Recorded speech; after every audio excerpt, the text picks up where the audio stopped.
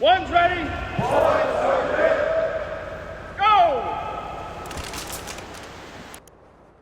Hey everybody, before we hop into this next episode with Bryan Morgan from Hat Creek Training, dude, you guys need to check out 18afitness.com. Use the promo code, the number one ready. Coach Edgerton will get you prepared, whether it's for the pipeline in terms of Air Force Special Warfare, BUDS, Special Forces Assessment and Selection, Ranger School, or if you just need to get in better shape because, you need to be generally prepared for life and you're some, overweight dude like myself, then go over to 18afitness.com. Now, if you want to train for a certain event, let Kevin know and he can help you out. And he will tailor make a program for you based off of your current fitness level, your future fitness level of what you need to be at and how much time you have to get there. So if you're going to go attend the nasty shooting competition from Hat Creek Training, you might want to reach out to Coach Edge and see what he can get you in terms of fitness level. All right, check it out. Now, enjoy this episode with Bryan Morgan, who is a long-range shooting phenom. He's been doing it for years, and he's been training special operations forces, tier 1, tier 2, for years now. And I'm telling you, you got to go over to their site, hatcreektraining.com, and like the landscape and their training areas are incredible. And they've got locations all over the US and all that kind of stuff. And he talks about it. But dude, when he starts talking about the nasty, and it's an acronym, it's NASTI, like it's a heinous shooting competition with one hell of a purse. I think he said 300,000 was the purse for the first place team. Like that's an enormous amount of money. The gallery, dude, incredible. So it was a great conversation. Bryan and the folks over at Hat Creek, Misty, his wife, phenomenal people. So I hope you enjoy it. It's all about shooting and prep and all that kind of stuff. So enjoy it. Later. Hey everybody, welcome back to the ONESREADY podcast. Appreciate you being here today. We always say very special guest, but I am personally psyched about our guest today. We have Bryan Morgan from Hat Creek Training.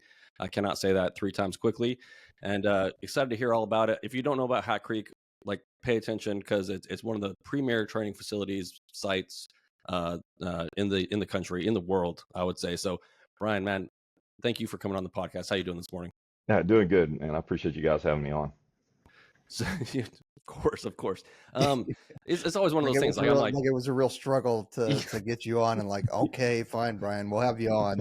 Don't thank me. We're here. It's a weird thing. No. Yeah. So let's start at the beginning. This is always how we start. You are where you are now, like a young Bryan Morgan. How did you end up in the crazy world of long range shooting and all the other things that you're involved in these days? Yeah, I mean, and that's I don't know if I can do a short story on that. So, like a lot of people, I got into it basically as a hobby. It was something I enjoyed. Grew up in a different time than we are in now. So, shooting was a pretty common thing of us, coming up as kids back in the day. And when I got into, my work life, if you would, I didn't really have any outlets. I don't have a ton of hobbies. And so the thing I was always passionate about was, challenging myself, and I just found long-range precision shooting to be that outlet for me. So for a while I was doing my normal job, this is something I would do, on the weekend, if you would, and kind of go from there. And then over the years, had success competing. And through those successes and running into some, very special people and whatnot, got requests to work with them and help them do some things. And it wasn't anything I was, planning on or intentionally setting out for. And we see a lot of that now. A lot of people are like, hey, I'm going to go be a firearms instructor. I don't know, my thing was, I remember the very first, phone call I got from like a legitimate a group, like a special place, and they said, hey, we want you to come help us, do some things. And I was like, okay, yeah, I mean, you tell me when and I'll be there. And they're like, well, we need we need your cage number and your DUNS number and all that stuff and to do a contract. I'm like, what, for what? And they're like, so we can get a quote from you. I said, a quote for what? And they're like, so you can bill us. And I'm like, bill you for what? And they're like, well, and I'm like, dude, I don't know. I have no clue, how this stuff works. But I was just thinking I was going to go shoot with some really cool dudes that I looked up to, and go from there. So it just kind of sprinkled into that over the years and became what it is now. So it wasn't nothing intentional. It just kind of worked its way there. The intentional aspect was on my end is like once I started getting those requests, I had to learn about what I was actually trying to teach them, and so there's a big difference between doing something and teaching something. Yep. And so I had to take the time to kind of break down the processes and go from there and kind of, solidify the things that I thought were, important to the guys and go from there. And then different changes in life happened. Me and my brother and my father, we had a family business and a construction company, and we, worked really hard doing that for a lot of years. And it got to the point, got bigger than I wanted to be a part of. It was just taking a lot of my time and a lot of time from the family. And so, me and my brother ended up selling that business. My father had passed away many years prior, and we sold it, and I basically started doing this full time, and that was back in like 2010, 2011. So, prior to that, it would just, as needed, go do some trainings. And then during that time, it became something more than what I really had anticipated. Yeah, yeah. It's funny to hear you talk about how you became a really good shooter, because we run into this on the podcast, fairly often with especially like super high level guys. They're like, yeah, like I came in and I went through the training pipeline or whatever, and then I assessed for the next level and blah blah blah, and I just ended up there. But man, like how much time did you spend working on your shooting? Like I just don't want to like breeze past it. I want people to understand like how much time you spend on the weekends and all the other things before like you found yourself in a place where people start calling you to shoot with them and to train them. Yeah, it was. I mean, it was definitely a conscious effort to be as good as I could at it. And I think each person has their own little way, and each person has their own little responsibilities in life. So for me, because I was working quite a bit still, it looked a little bit different for me, right? So for me, initially when I was working all week long, I would, work out of town, do a lot of things. So it wasn't like I could travel everywhere and find ranges anywhere and just go work on something every day. So it became a weekend effort to like, okay, I'm going to go spend the entire day at the range and reloading and developing and doing those kind of things through the weekend, and then keep that with, work, life, family balance, Yeah. And then once it became like the thing that I was really going to go aggressively at, then I changed up the training protocols, if you would, for me. So then I started putting in my wife, she would wake up in the morning, 5:30 in the morning, she would cook me breakfast. I would head to the range, be at the range by 6 o'clock. I would train from 6 to 7:30. I would run back from the range, back, work a full day at the office doing my real job, if you would. And then I would go upstairs, and I had ranges on my property, like in my backyard and some different things, and I had props and those kind of things. And so then in the evening, I would go in the backyard, put the work in there, then go upstairs and go to the reloading room, start reloading ammo for the next day, and then getting training plans, like break down like the stuff I struggled with or the things I'd saw for that day. I would break those things down, and then that would be my focus for the next day. And I would do that every morning throughout the week. And then I would usually leave, head out for a match on, I didn't shoot a ton of matches early on just because there wasn't that many of them out there. Yeah. But as matches started to become a little more prevalent around the country, it was easier to grab one here or there. And I just would go out and, it might be a Thursday night or a Friday morning. I'd have to head out of town to go shoot a match over the weekend, come back and start it all over again. And so, yeah, it's a definite effort. And the big thing for me is just look for my weaknesses, to try and improve on. A lot of us have a tendency to just focus on our strengths, and we don't really look at the weaknesses. And for me, the things that I could do well, I spent very little time on those, right? All of my effort, all of my time was focused on the things that I didn't do well, to try and improve those. And then through those, through that focus, you inevitably increase your abilities on the things you do well also, so everything's, kind of a sliding scale, and it gets better.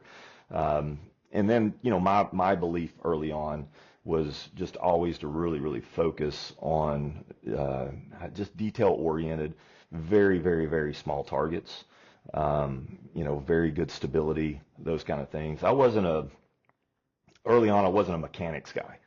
I wasn't like, okay, I didn't, I always do this analogy when I'm talking to the guys. Like, I seriously doubt that Tiger Woods steps up, lines up for a golf swing and thinks of the 50 things that we know we need to do to hit that ball. He's done them so many times. It just becomes a natural swing, process to him.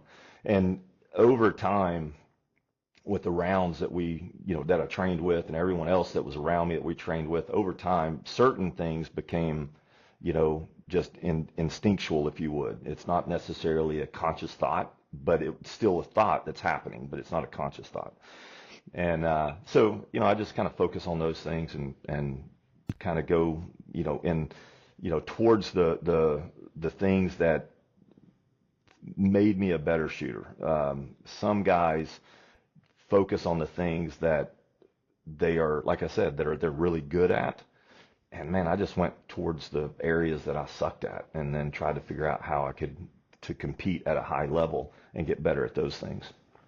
You sound like a sociopath trying to kill your ego. Like, I don't understand this at all. You know what I mean? Yeah, I don't, and maybe I am a little bit about my wife. So I definitely got some OCD tendencies, right? Yeah. And I think most, I would say that most really competitive guys, they don't feel like they're, on a pinnacle of anything. They always feel like they're climbing that ladder, And I remember reading an article years ago that said there's no such thing as natural talent, And I was like, man, I couldn't disagree with that more. I 100% have seen in my life natural talent. My philosophy is I can outwork someone with natural talent if I don't have it. Like, so where I might have to work harder to get to where I need to be, that's fine. But, work ethic for me is just an important aspect of my life. So. Yeah. And I have one more question about, like, way back young Bryan, real quick. We talk about sometimes, and I talk about it, having an itch, right? Like having something that you're trying to go after. I wasn't necessarily sure what it was until I found what I was going to do in the military, right? And when it was presented to me, I automatically knew, because people are like, what's your why? And I'm like, I don't really know. I just realized that when the opportunity was presented to me, that I needed to do it, type of thing. Do you remember that moment when, you were like, I am going to dedicate, like, my life to becoming better at this thing, and how that felt? Yeah. So it's definitely a progression. So it wasn't, I don't know if I had a light bulb moment, because, and I've tried a lot of hobbies, and I'm sure you guys have too. I've tried other things, you know, and some guys I know dedicate themselves into hunting that are phenomenal shooters. And but they're like, hey, I don't want to give up my hunting opportunities to go compete. Right. And then other guys that compete, they don't give themselves time to go do anything else other than that, And so for me, it's more of it's more personally driven, like my capabilities, like trying to make sure that I'm capable of doing what I expect myself to be able to do. So I'm pretty hard on myself on that aspect, So I've definitely gotten frustrated, shooting. And, those kind of times I have to remind myself, what am I, I have to look inwards, if you would, like, what am I frustrated about? And it usually ends up being that I'm frustrated that I haven't put the work in to be where my mind tells me I should be. So I've got to get myself there. But over the years, I think as I, worked toward this and I saw my capability and I could see it increase, and then going to matches, and matches are awesome. I think they're some of the best training you can go do for the cheapest amount of money. So being able to go to those and then competing at a high level against guys that I looked up to, and being able to run with them for a while and then eventually even run past them at times.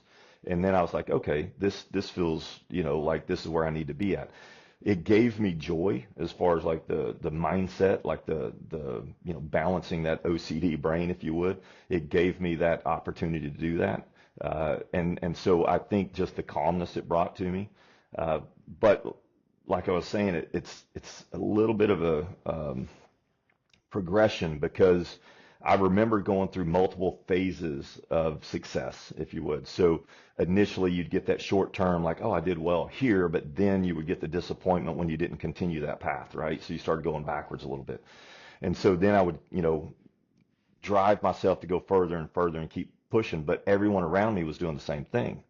And so it made for a very competitive, time in my life, which I enjoyed. And I love to be around the professional. I've always said this, like, if I go to a match and I do well, I don't, I want to win when I'm at my best, and I want to beat everyone else if I'm competing while they're at their best. I don't want to outshoot someone because they had a bad day, and so, because really at the end of the day, we're just going and comparing ourselves, if you would, at a competition to our peers. The challenge with long range comparisons is it took me a while to realize this, but I'm not trying to shoot against any other person, right? Initially, that was my thought. It's like, I got to beat this guy, or I got to beat that guy, right? And then, and maybe in the pistol and the carbine side of the game, that's what you got to do. You got to outperform that individual, right? Because there's really not much between your muzzle and the target other than what you do to it to put it on target. But with long range shooting, it's not me against, the guy that's going to shoot 2 hours later at that same target. It's me against the environment and my equipment. So if I haven't prepared my equipment well, then I'm going to fight that battle, right? And I'm probably going to lose that battle, right? So I've got to prepare that well. Then it's the environment. And no matter how long I've been shooting, the environment will always be challenging. Some of my worst matches were when things were easy. So it's like, well, there's no wind. Well, then what's the separator between me and anyone else? If there's no wind and my gun shoots as good as his gun, then we're going to hit the same score. You know what I'm saying? There's nothing that's separating us. So I want to be challenged by the wind. I want to be challenged by the prop. I want to be challenged by the conditions, those kind of things, because that's really the game I'm playing at this point. Squeezing the trigger, everyone, we all three could go lay down on the line. Pulling the triggers is as long as we apply, proper trigger press and whatnot, and not move the sights on target, those kind of things. We're going to do the same thing. It's the decision making factor that I enjoy prior to that squeeze. Like, which way do I hold? Why am I doing this? You mentioned a second ago the whys behind it. That's a big thing that I love in my life, is like, I got to put the whys behind everything, right? And that's that OCD brain kicking in, But, I don't know if I had that one light bulb moment that was like, yeah, you're going to go be a long range, instructor, shooter, whatever. That was never a conscious thought that I had, but it was something I did well and I enjoyed. So I just kind of stayed with it. Well, there's a lot more competitions. I'd say probably, and you'd know better than me, but probably in the last 8 to 10 years, there are so many more competitions that have popped up. And I don't know, is Hat Creek specifically doing any kind of competition where they bring people out there and everything? Yeah, so the only one that we do, we call it the Nasty. It is the North American Sniper Team Invitational. And it's a military comp. It's a training, right? We still view it as a week-long training for the teams coming in. What it allows us to do is throughout the years of working who we work with and the relationships that we've built, we just wanted to challenge them to something that they had not seen before. I feel like in those kind of terrain conditions, the distances we have, the the physicality that it requires. And so we put out an invitation to certain groups. We invite them in. It's a 2-man competition. And, they just get beat down for like 4 days, basically, in the conditions and everything else. Last year, actually, so we only do it every 2 years. Our schedule is pretty busy, and it's a pretty big undertaking, especially for my wife and the rest of the guys that work with us. And so we try to only do it every couple of years. And it's also a big ask for like the prize table, and we recognize that for ROI with other companies and whatnot. I don't want to be the one. I hate asking to put things on the table for the prize table. However, because of the guys that are coming in and training and doing the competition, we want to give them as much as we can, because they're the guys, they're top in their field in what they do. However, if they were to, they don't have the schedule because of work, real world, situations. They can't go be, full-time match shooters. They've got a much more important job to go do. And so for us, we want to make sure that we develop a table that recognizes their sacrifices and what they do. And then the competition is definitely rough. I mean, it's we bring in anywhere. We don't want to go over 18 teams. We've got the ability to go over 24, but the focus is on the training and the challenges that they have to face. And it spreads over 24 miles roughly. When you consider about all the movements they're doing. Most of the stages are about 8 miles each. And so they've got to, run through the mountains and vertical elevation. I know a couple of the stages last year had about 4,000 foot of vertical up and down in one, 8-mile stretch. And then just some, it's terrible. And they always ask me, and something that we do is different than some other competitions. A stage for us is like a 5-hour stage, right? So it's based on the distance, the movement, the number of targets, those kind of things. We don't break it down into mini stages, like we don't say, okay, you move into this area and now your point, so your time starts at the very beginning till the end of that day, if you would. And so we tell them there is a par time, but it's unknown. So they don't know how much time they have to complete this event. And so, and you guys, coming from where you guys know, that's a very mentally challenging aspect. Yep. And so you see some guys absolutely fly through the course and just wreck themselves, and they give up potentially some points because they spent their time focused on, the time factor of the stage. You see other guys are more balanced. They go through at a good speed and still make good connection. And the other guys, just physically, they just get worn down and they just don't complete it in time. And then there's a penalty for when they don't complete it. So it's a pretty unique match. Last year, my wife and Kelly, they ended up, I want to say the prize table for those 18 teams was somewhere around $300,000. In all kind of stuff, right? So it was good. I love seeing it, and and it pays to be a winner. So the team that won last year did well, right? And that's our goal, is to get them, and we only invite companies in on that prize table that's going to be applicable to what these guys are working with, if you would, right? And so we kind of bring it. It's just not a whole bunch of whatever we can get. It's very specific to their jobs, if you would. I mean, looking at the pictures, it's pretty incredible where you guys are doing this at. And what is the actual location?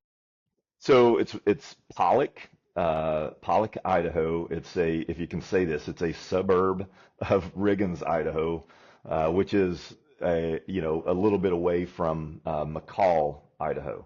So we're about 3 hours north of Boise. And I had no clue 8 years ago.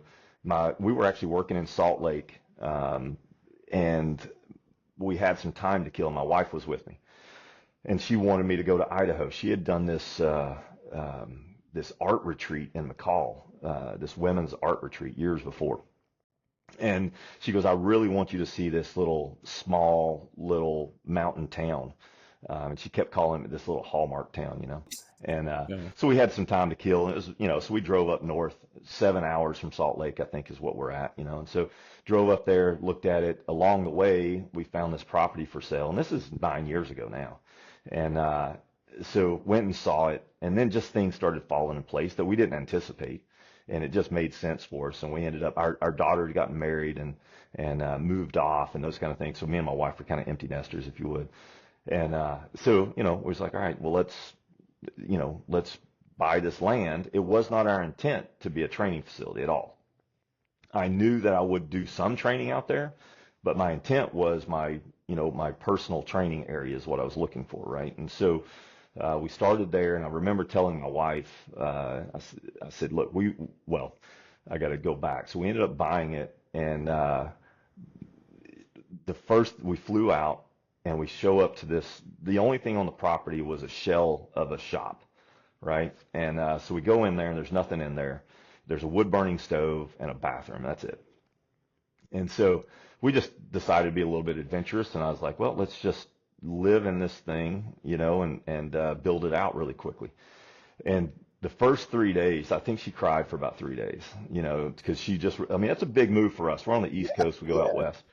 And she just felt very distant from family. And I remember telling her, I said, look, worst case scenario, we will do 8 or 10 trainings if we want to out here. You don't even have to be out here for them. No big deal. And then we'll just be back to our normal life. We still had our house in Florida at the time.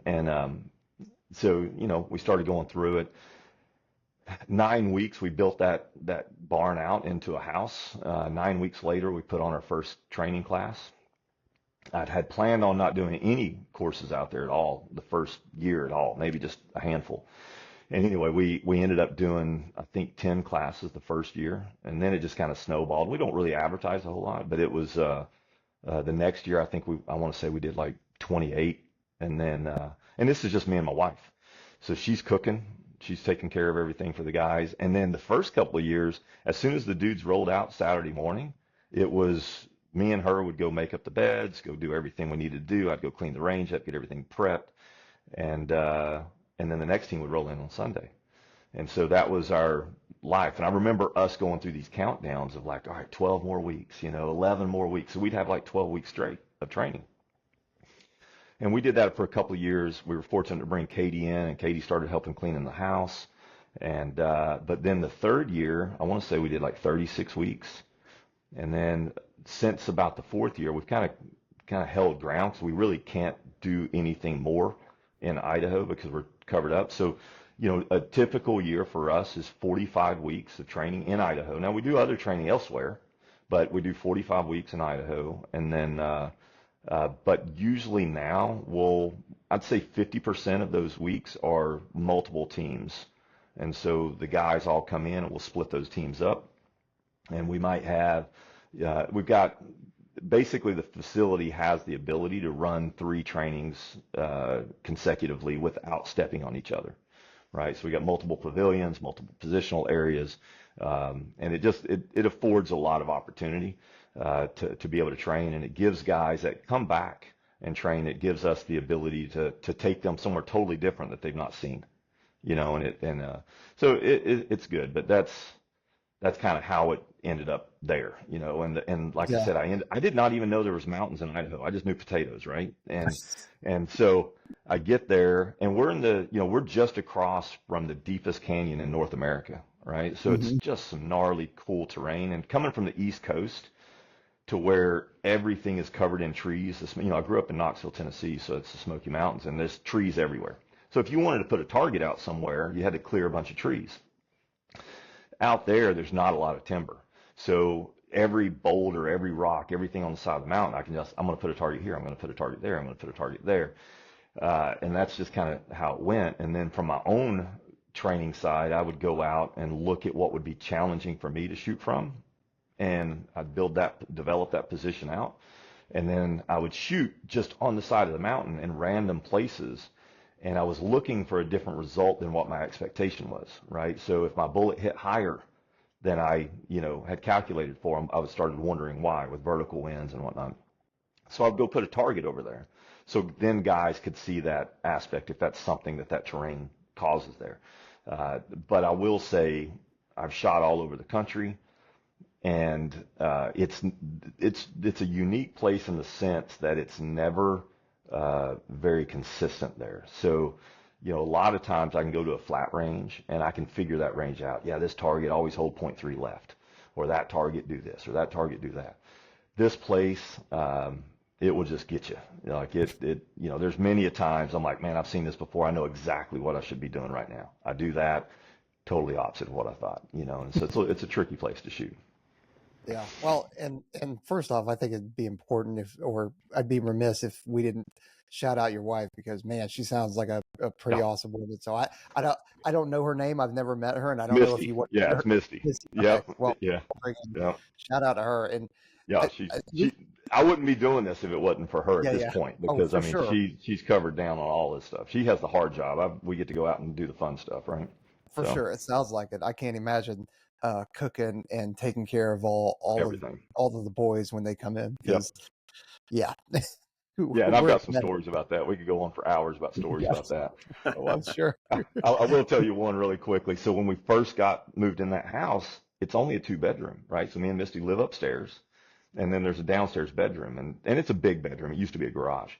And so we put 5 bunk beds in there, so we could put 10 guys in there. And I'm teaching like recce guys and stuff. So most recce teams, 6, 8, 10, maybe 12 at the tops, right? And so they're all in there, but they're using our downstairs bathroom, which is right across from the kitchen. Oh, And so Misty's up, cooking. And I will say, and I'm not a mill guy, right? And so you military guys are way too comfortable with naked men. And so everyone is just super comfortable with nakedness everywhere. And poor Misty is sitting in the kitchen trying not to look towards the bathroom. And I'm walking by, and doors would open. You'd have one guy on the toilet, one guy drying off from the shower, one guy waiting to get in the shower, one guy in the shower. And I'm like, guys, can you please keep the door shut? For Misty, she's over there just like, I just gotta cook. I'm And not trying to lose my wife over here, all right? they're like, why? yeah, What's it up, was. bro? We're just trying Yeah. to. It was, but because of the family environment, it feels like I just got a whole bunch of brothers there, and it's just family members, or for me is because I'm older, it feels like we got our kids or my nephews in or whatever. So it was a good time. So eventually though, we're like, okay, we got to build a bunkhouse, and so that was the next aspect of that, and yeah, it just kind of went from there. Well, your construction background certainly helps with that. And I was on the website about Nasty, and USASOC 1 and 21, and fifth group 1 and 23. Like, Yes. yeah, and the next one's scheduled for fall of 25. Like, Yeah. So it's we and gotta move it's some army dudes off of there. Like, that's it's tough. Now I will say I've been fortunate to work with a lot of Air Force guys over the years, and me and Misty love our Air Force guys. I mean, I've always said combat controllers, PJs, those kind of, it takes a very special personality to be able to be thrown in with an ODA anywhere and then get along with them and actually be able to function and do your job. It takes years for teams to kind of build their relationships, and then I've heard some crazy stories from the Air Force guys getting tossed into some stuff, and I'm like, man, I mean, I'm better than me. I mean, it was like they get through it, but they're phenomenal. And one thing I've always been impressed with was their desire to learn. Right? They don't have any, and maybe because they don't have any structure in the pipeline as far as for long range, at least the aspect that I do. They were just a sponge, right? So they're just grabbing onto everything. They're phenomenal shooters, just paying attention to everything. I have ran into over the years, egos is a thing, right? And I've ran into some guys. It's like, no, I don't need to learn anything. I know everything. And then, eventually you get across to that guy that like, well, you may not know everything. And then, the professionals pay attention, and that's the thing, and that's usually what sets it apart for me. Like most operators and most guys that are in that field, they just want to learn. They want to increase their lethality, and those guys really pay attention and focus really well. So I want to say the third or fourth place team last year, I think, was some Air Force guys. So yeah, they did well. yeah. Yeah, we've had some friends of the podcast go out there for it, and they said it's very challenging. Yeah, yeah, That's what they yeah. said. It's good. We love, and it's tough for Misty and I because it feels like our kids are coming in, so we're rooting for everybody. Yeah. So it's tough to, we don't have any, I want this guy to win or that guy because everyone's so awesome. It's just like, man, it's one of our better weeks. Initially, it was a pretty heavy lift for me to get Misty to agree to do a competition there. uh, because we work a lot now, and she's like, man, now we're going to do all of this stuff, and you know, and she remembers the civilian competition days, and and most civilian competition guys will tell you there's a lot of I don't know how you say it, a lot of guys like to bitch and complain, and I've been guilty of it myself, but there's just something different with the mill guys when they come in. It's like they're just used to such a suck fest that they're just like, yeah, man, this is awesome, and I'm like, man, they don't complain about anything, and it was a really, really good week to have them out there. So it's something we look forward to every couple of years for sure. Yeah, when you're talking about everybody stuffed in one room in a single bathroom, we were definitely like, yeah, I've been in Yeah. those situations before, and it's not a big deal, and you just get over it. Yeah, yeah, no, it's good. It's good. So you do all the long range stuff. You're building out the facility out there. You guys are where you're at, but long range is not the only thing that Hat Creek trains, right? Like, what are the other things that the other types of training that y'all provide? Yeah, so, and that was something I kind of intentionally focused on because I never wanted it to be, I didn't want Hat Creek training to be, Bryan Morgan training, because, I'm getting older. I'll move on from this at some point. Um, but so most of our instructors have a lot more impressive background than me, right? So they come from the highest levels in military and phenomenal at their craft, and then they're passionate about it. And you guys have probably seen this through pipelines and everything else, and something I always say, and I've paid attention to instructors coming through because we have a lot of instructors come through our place for training, and you can't command someone to be a good instructor, right? They've got to want to be that, right? They've got to want to, change something in that guy's capability and make them better, right? It can't be a clock punching job. Um, and so I look for all of our guys. That's what I look for the most, right? I can train someone to be a great shooter. I can train someone to understand the concepts, right? We can learn, and I tell guys this all the time. Look, there is nothing proprietary. Go Google it. Everything you can Google, and any, whether it be pistol, carbine, whatever, you want to get drills for days, go Google it. But, to find someone that is willing to take the time to break down the process, to look for the details, and when you start working with guys at really high levels, it's very, very small, subtle changes that you might make that make the difference because they've got all the big pieces handled, right? We're looking for those little details. And so you have to be aware, you have to be engaged, you have to be there. And so, I've been fortunate over the years of working with who I worked with to be able to find those guys that are passionate, that are, professionals in a career of professionals. And so they all have some abilities that, I don't have. So we do mobility training, so a lot of driving courses and whatnot.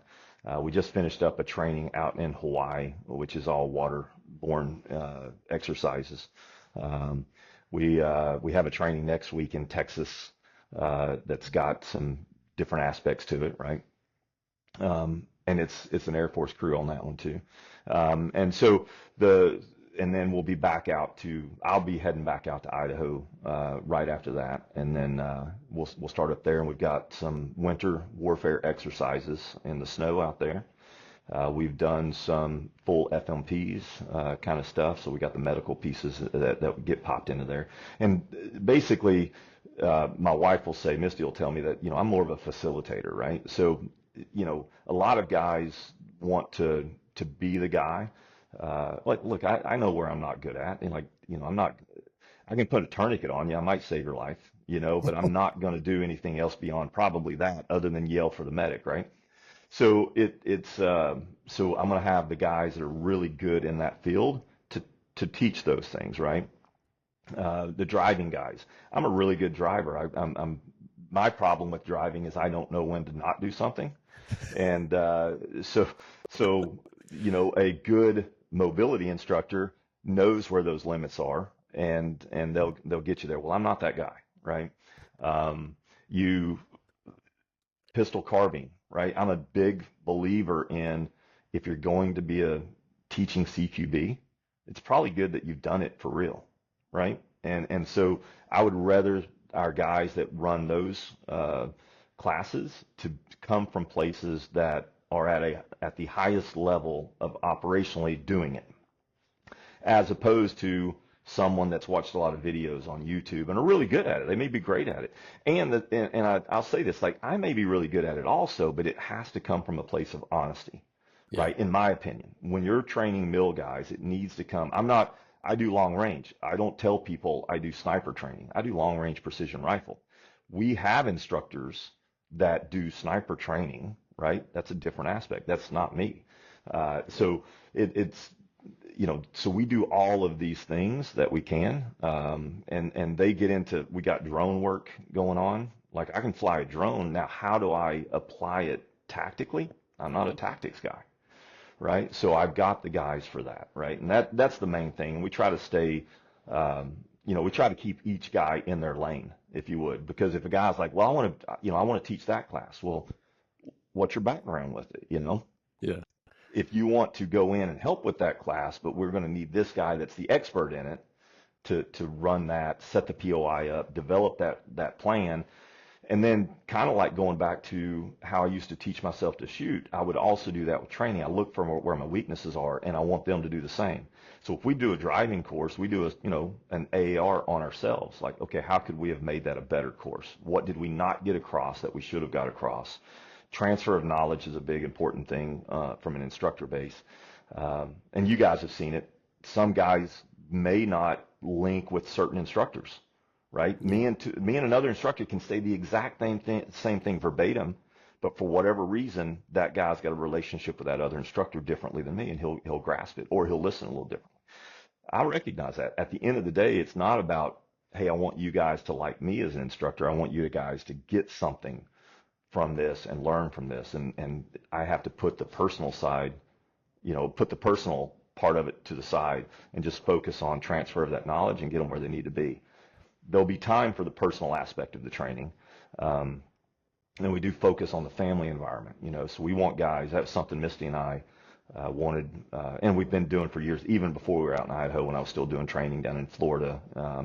It was like, we want guys to feel like they're home, kind of, drop that guard a little bit. Something about shooting ranges and shooting and this and that, and, their vibrato starts to come out, and like, just relax, man. We're all there. And I feel like every training week that I'm a student too, right? Because I say I'm a student of instruction.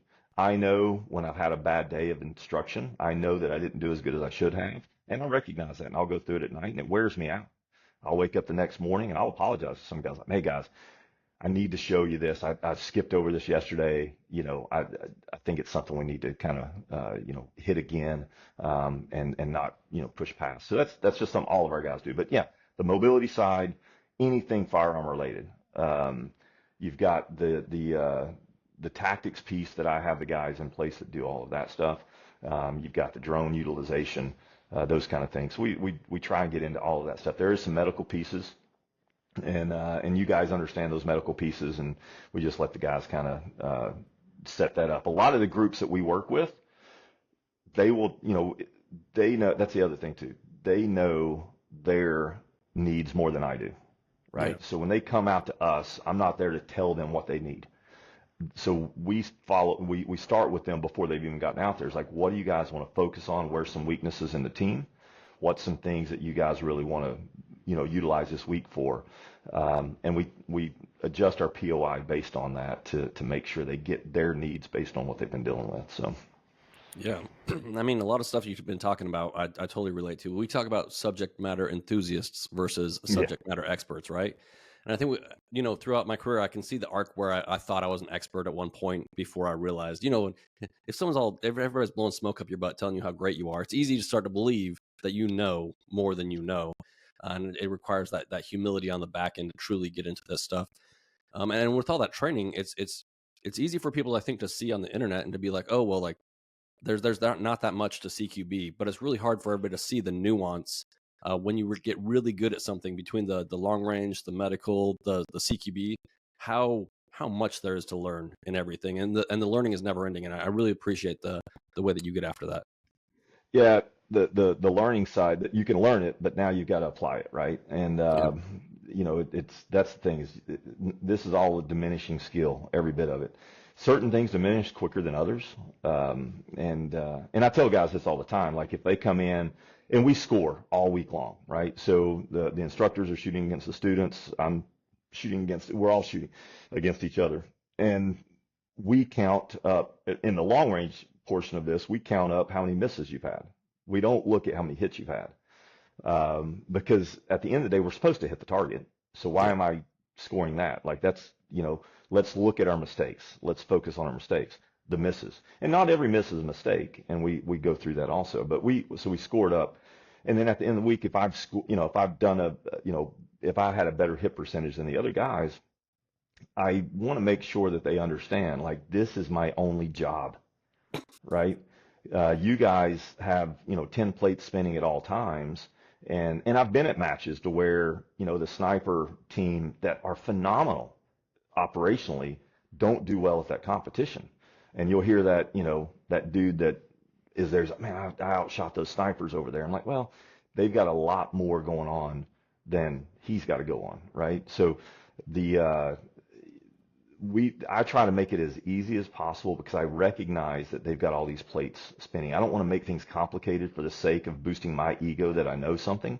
I'd rather bring it down to, hey, this is what's important. This is what's going to matter. We can go into the weeds of, everything ballistically and everything internal and external ballistics and all these kind of things. But, at the end of the day, when you squeeze that trigger, there's so many factors that are really going to make the difference, or that you can control to put that bullet on target. And so we kind of hit those things, but I don't want guys to be disappointed by their scores. And I remind them, like, I can't turn on their radios, right? Which some of those guys can't either at times. But it's Like, yeah. Comms are but hard. there's a lot of things that you guys have to stay, at a very high level with, that just take up so much of your time. And I'm shooting every week, every single day of the week. Every single day of the week, I'm shooting something, and I'm learning from it. There's many a times that you guys come out and train, and I'm like, hey, when's the last time you brought these guns out? And they're like, well, when we were here last. And I'm like, it's hard to be an expert if that's the time you get in your job, right? And, Right. and so that's where we kind of focus, right? So it gets tough. Yeah. It gets tough. I think, but when you talk about like the hot wash though, or the AARs, like that really hits home with me, because now that I'm retired and I'm out, I find working on the civilian side, one of the things that I miss a little bit is that direct feedback on the not necessarily the negatives, but what am I doing wrong? And you find that the regular population doesn't necessarily think the way that we think. And I'm like, I'm not looking for you to burn me down. Like, and I don't care. I'm not going to get offended. But having that direct feedback is such a critical tool, and that is something that I think is missing in a lot of the a lot on the civilian side that they could learn about by attending some of your courses, or just hanging out with some of those guys. Yeah, it's and I've struggled with this because I'm about to be 53. In my head, I'm 16-year-old me, and when those guys come in and I work with them, I'm working with my heroes every week, right? And so there's an aspect of like, man, I just want to boost these guys all week. Like, you guys are awesome, you guys are doing great and all that kind of stuff. But there is a point to where you have to give that hard information. Like, hey, here's what you are doing wrong. I think if you try this. Now, I will say, I'm not a hardline guy. I'm not a guy that, like, you have to do it my way. No. No, I mean, each one of our instructors has their own way or their own thought process to do something. But there are certain aspects that we can't just let go. Like, so a big thing for me is trigger squeeze, like that 90-degree pull. That's, keeping the sights on target while you squeeze through, those kind of things. But they're very basic concepts.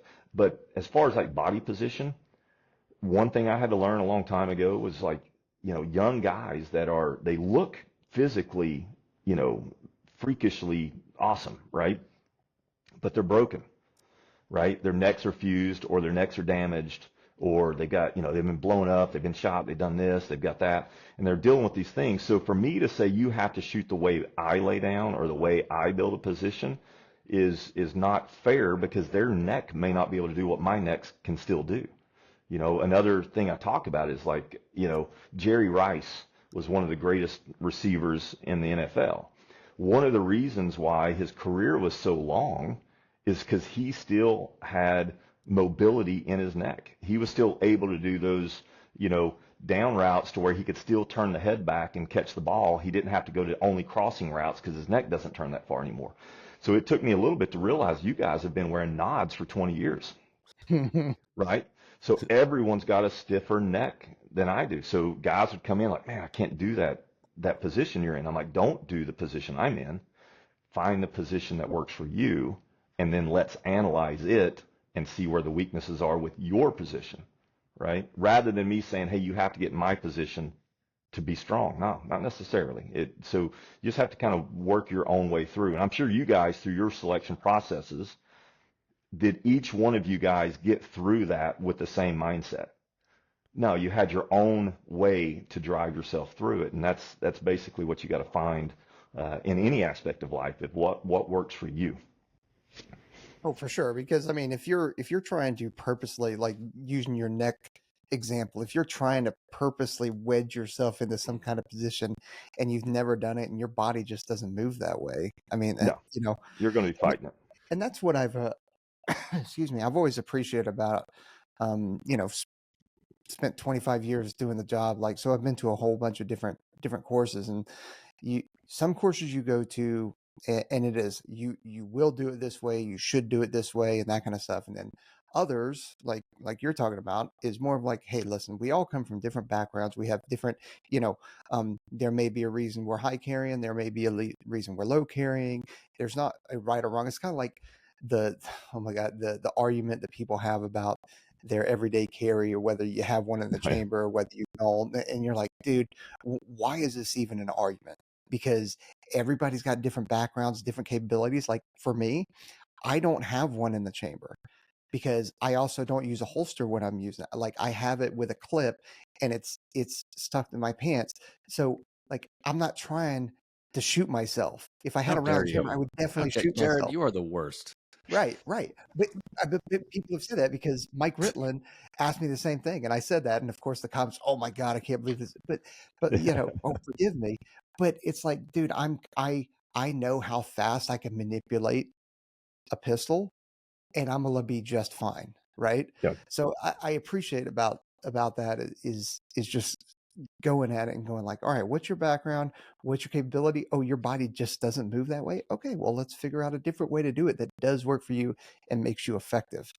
Yeah, or no way at all. I've told guys before, like, hey, I'm down in a super low, and I'm still at 53. I can still drop into splits, so I'm still pretty bendy, and so I've got a good back, a good neck, and I'm still really flexible. But there's positions I get in, and then this dude that's 285 and just stacked with muscles on top of muscles, and he's wanting to go build that same position. I'm like, you can't shoot from there. He goes, what do you mean I can't? I'm like, you can't physically shoot from there. Like you need to shoot from somewhere else. And he's like, well, I want to shoot from here. I'm like, no, that would be a bad choice for you, right? So we want to make guys, we want guys to start paying attention to the decisions they make. We have guys run into houses to build, Overwatch positions or whatever. And I've seen some really horrendous, like, why did you go there? And like, why, there's a better way to do that, and that's the thing is I've watched guys do these funky positions and I'm like, why are you trying to do that? And he's like, I'm trying to see if I can make this shot in this position. And I'm like, I get that. I get the challenge side of it. Then I ask them like, well, would you ever really build that position for real? And they're like, oh no. I'm like, then don't practice it because you're training yourself to build a bad position. One of our instructors was talking to a team and they were doing some CQV stuff. And this stuck with me. It was just, you get those little profound little tidbits throughout life, Mm-hmm. And he's just sitting there super calm and done this for many years, phenomenal level at CQB. And he's like, a lot of guys think that the best guy in the house should, is going to be the best shooter. He said, but the reality is it's the guy that makes the best decisions, and so it's a little, and I kind of put that towards the long range side.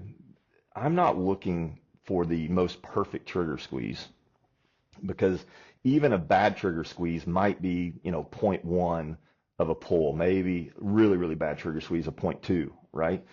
Well, most targets I'm still going to hit. So that's not the problem, right?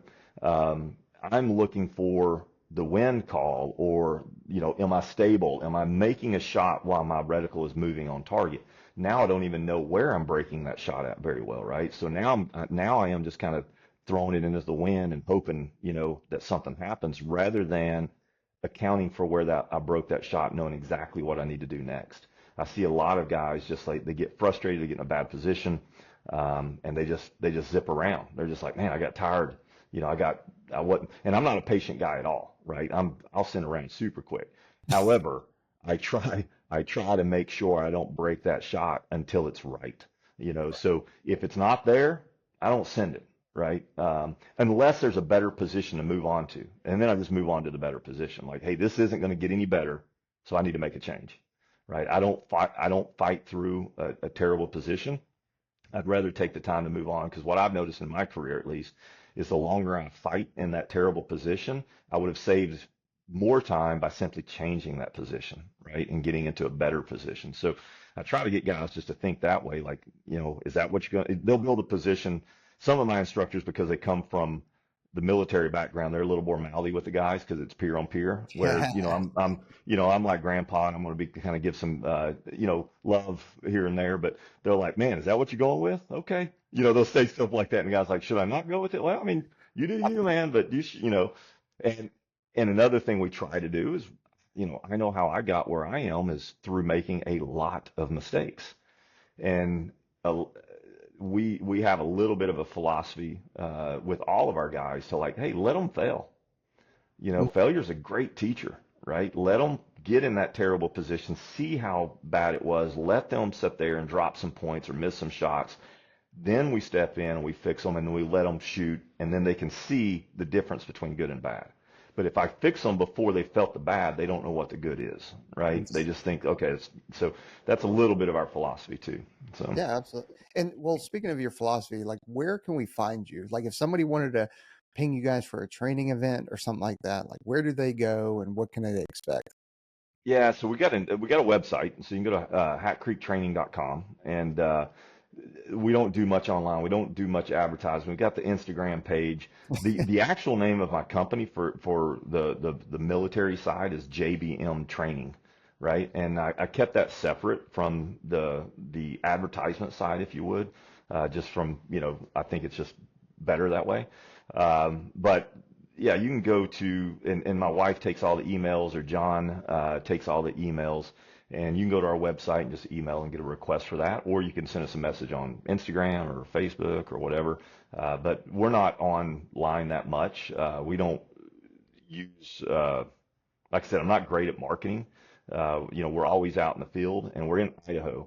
And so since we're in Idaho and out in the mountains, there's not much cell reception and everything else. So usually at the end of the day, if I come down, I'll have a ton of messages.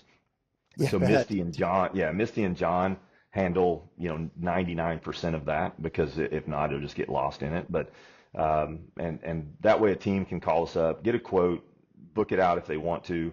And we're booking about a year out right now, which is just, it's hard, right? And I'm the worst, because I hate to tell a team no, especially if a team needs to be out there to train. I hate to tell them no, but it is one of those things. But that's why we've got a West Virginia facility that we're training at now, and just kind of trying to make sure that we have the capability on instructor side, but you start to run into some challenges with just teams on top of teams on top of teams. So we've got some facilities down in Texas, West Virginia, Idaho, and then we do some training overseas also, and then the mobility side will go pretty much anywhere, whether it be Hawaii or whatever they're doing. Arizona is a big one that they go down to. We do some mobility training in Idaho. We've got to be really careful in Idaho, because it's It's a little bit different. The mountains are pretty tall. You go rolling off of that guy, and there's no trees, so you're going to end up at the bottom, you know. So we're a little more careful there. A lot of winter mobility we do out in Idaho 'cause it's phenomenal sledding and skiing and movement pieces there. But that's it. Just probably the hatcreektraining.com, and then shoot Misty an email or John an email, and they'll respond. And then I guess lastly for that piece of it would be, is there any baseline qualifications that I need to have? Like, do I have to be a sniper? Do I have to be No, like to attend or anything like that? yeah, it's actually a good question because, and you guys have probably seen it over the years. I've had guys that I've worked with at really, really high levels, and they're like, you know, why are you teaching these PJs how to shoot long guns? Or why are you guys talking with these combat controllers? They don't have that operational need, right? And I'm like, well, who is it for me to tell them what their operational need is, right?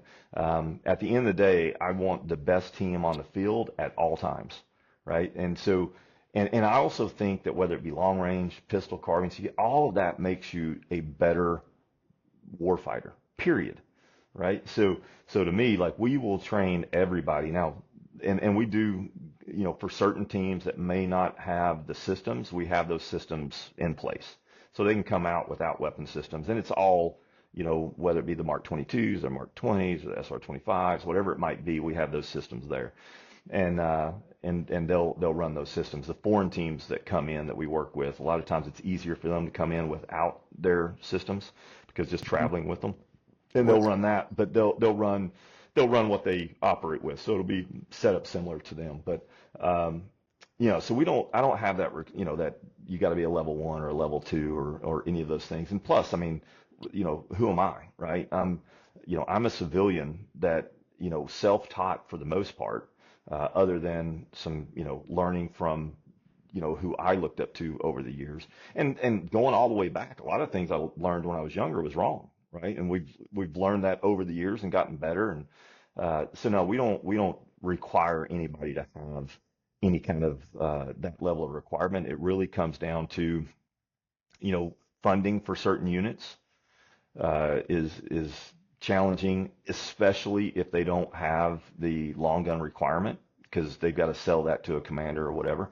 You know, law enforcement, we don't do a ton with law enforcement for no other reason than it's hard for them to come in and be able to afford that. So what we do now is we have law enforcement weeks, because that way I can get 1 or 2 guys from different departments and then they can come in. But we're used to, or we're set up for full teams to come in, right? So it's a little bit different and on that aspect of it. But yeah, we do that. Now we do drop some guys in if it's some, you know, certain teams that are coming in, if the numbers are light, let's say an 8-man team's coming in, but they also work with some other groups and that group has 2 people, then we'll throw 2 people into that team with them and we'll just all work together. But yeah, we don't really have any requirements, and we have obviously the POI is going to be set up for each group that's in differently, but we have kind of a start to finish approach, because no matter what team comes in, if they've not been there with us a few times or whatnot, it may not be something, I don't know where they're at. So to assume that they know certain things would be incorrect. So we try to at least touch on it, you know, lean out into them like, all right, have you guys gone over this? Do you understand what I'm talking about? If you don't, let's go over it, right? And so we kind of have that start to finish approach, because the last thing I want to do is make an assumption that someone knows a certain technique because of where he came from, and the reality was it never was, you know, passed on to him, or he didn't get it when he was in his training class. And so now we can retouch on it and kind of apply that. And that goes for all aspects of it, whether it be pistol, carbine, all that kind of stuff. Yeah, it's never a bad time to train the basics, but I do get offended when I see like civilians out there like Mike, you know, and you guys are training him on long range. That it's like, what does he need that for? You know what I mean?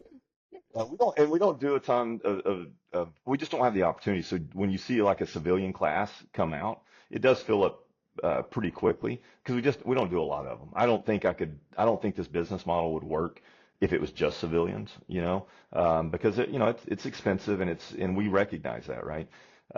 So, you know, but I will say the civilian classes that we've had, I've met some phenomenal, you know, patriots throughout this country that are just awesome to have into our home, and they're like family to us.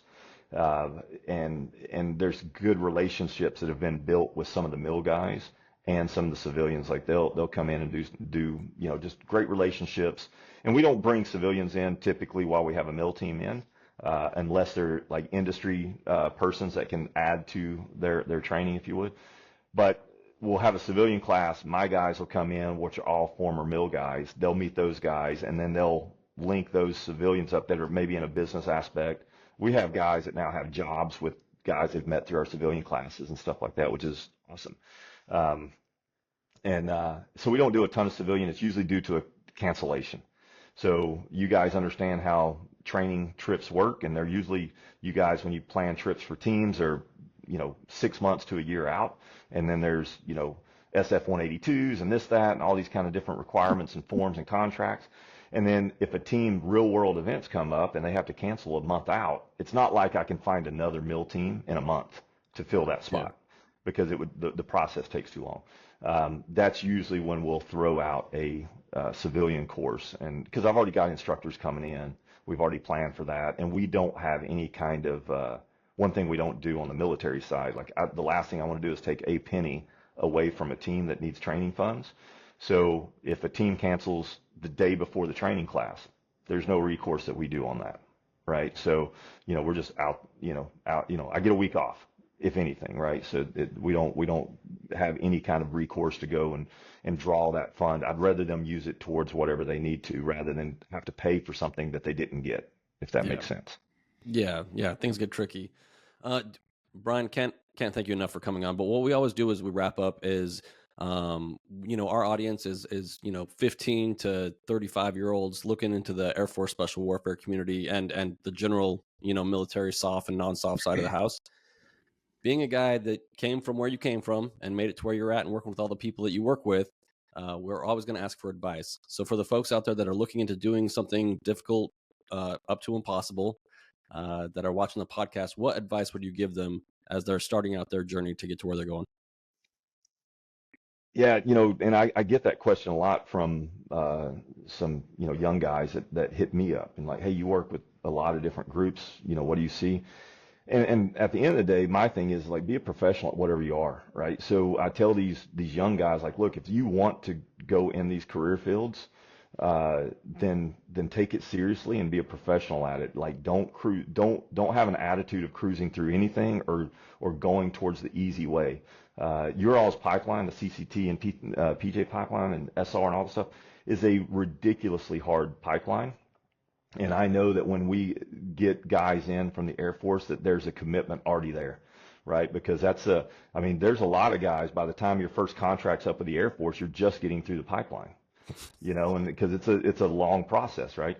But, be a professional, hit it hard, don't take anything for granted, enjoy the sacrifice, enjoy the challenges, learn from them. Become the best you can at whatever aspect you go into. As far as in the career fields, we get to work with, most branches of the military, and we absolutely love our Air Force guys. Like the personality, I will say, like you need a good personality going into that career field for sure. Like if you don't get along with people, probably not the right personality you need, because you're going to have to get along with a lot of different guys on different teams. And something I've said is like with the Air Force, you're going in, and you guys know this, you're going in as like the Air Force guy, right? When you're on that team, that ODA. So you've got to out PT, you've got to outshoot, you've got to out operate a lot of these dudes. And if you're wanting to be challenged, then I believe that the CCT, the PJ side, is like an awesome way to go, because you're going to get all of those challenges. I mean, when we talk about 10 plate spinning, you guys are doing incredible amount of tactical things in the warfighting environment that is just absolutely impressive. It's hard. I know there's different tiers in certain units, but man, I've been really, really impressed with just about every single PJ or CCT. Like there's usually squared away. There's been one or two. I'm like, man, how do you get in there? But for the most part, or you get the whole like, oh, he's a good dude, but whatever. But no, everybody's got those. Yeah, but man, as a whole, like the organization, like it is, it's phenomenal. And then after the career, right after you're done with your time, the skills that you have gained from those programs and those pipelines are invaluable, like absolutely amazing, that crossover to everything from business to anything else. So I think it's one of the better organizations out there for sure. And whatever you guys are doing pipeline level, you guys are doing a phenomenal job at it. And the standards, I don't know if any standards have slipped. You guys know that better than I do, but I can just tell you the guys that we have coming out, like I'm impressed with them all the way through. Yep. Young folks are pretty awesome. So, Yep. Bryan, thanks again. Everybody head over to hatcreektraining.com. Check them out. And also on Instagram and all the places, right? I think that's where I see all your stuff. The nasty videos are absolutely phenomenal. Yeah. The stuff that you put out there. And then head over to ONESREADY.com. Check out our stuff as well. Like, subscribe, all that stuff. And we will catch y'all next time. Bryan, thanks again. Hey, thank you guys. I appreciate you. Absolutely. All right. Later.